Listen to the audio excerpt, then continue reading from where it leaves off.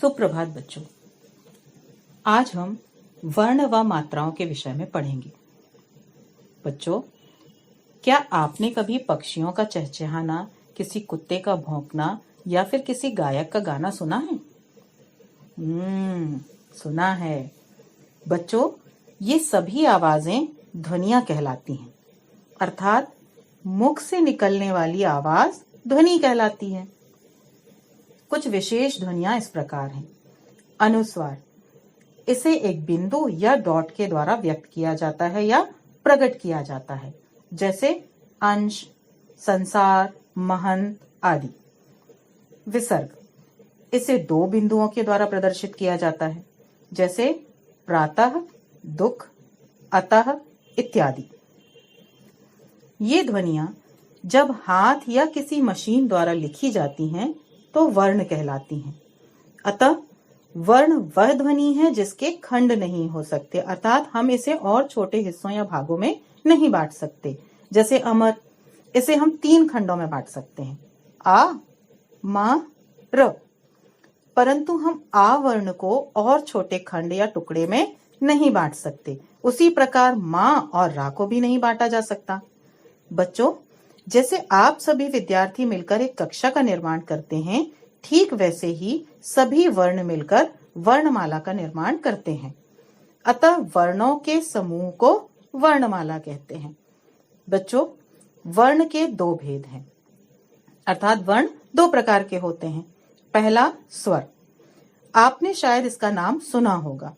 स्वर वे वर्ण होते हैं जिन्हें बिना किसी अन्य ध्वनि की सहायता के बोला जाता है, अर्थात स्वरों के बोलने में, उनके उच्चारण में हमें अन्य किसी भी ध्वनि की आवश्यकता नहीं होती। जैसे, बोलिए मेरे साथ, आ, ई, उ, ऋ, ए, ओ, औ इत्यादि। देखा आपने, ये सभी वर्ण स्वर कहलाते हैं, क्योंकि हम इन्हें स्वतंत्र रूप से बिना किसी अन्य ध्वनि की सहायता से बोल सकते हैं। वर्ण का दूसरा भेद है व्यंजन। ये रसोई घर में खाए जाने वाले या बनाए जाने वाले व्यंजन नहीं है जो हम मजे लेकर खाते हैं, ये तो बोले जाने वाले व्यंजन हैं। परंतु हाँ, जैसे माँ को व्यंजन या पकवान बनाने में अन्य सामग्रियों की आवश्यकता होती है, वैसे ही हमें भी इन व्यंजनों को बोलने में अन्य ध्वनियों की आवश्यकता होती है। जैसे का वर्ण के उच्चारण में का के साथ आ स्वर का उच्चारण भी होता है, उसी प्रकार खा वर्ण के उच्चारण में भी आ स्वर की आवश्यकता होती है। बाकी व्यंजनों का उच्चारण करके भी देखिए तो आपको समझ आ जाएगा कि व्यंजनों को बिना स्वर या किसी अन्य व्यंजन की सहायता के नहीं बोला जा सकता।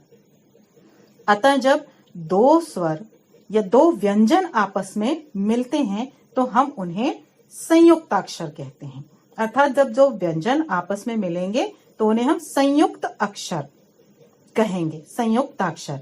जैसे क्ष, त्रा और ज्ञा। बच्चों, स्वरों का प्रयोग हम मात्रा के रूप में भी करते हैं, अतः हम कह सकते हैं कि मात्राएं स्वर का एक चिन्ह होती हैं। केवल आ स्वर की कोई मात्रा नहीं होती। जैसे क जमा अ, क। परंतु अन्य स्वरों के चिन्ह या मात्राएं होती हैं, जैसे क जमा आ, का, क जमा ई, की, क जमा ऊ, कू इत्यादि। बच्चों, मैं आशा करती हूँ कि आपको वर्ण तथा मात्राएं अच्छी तरह से समझ आ गए होंगे। धन्यवाद।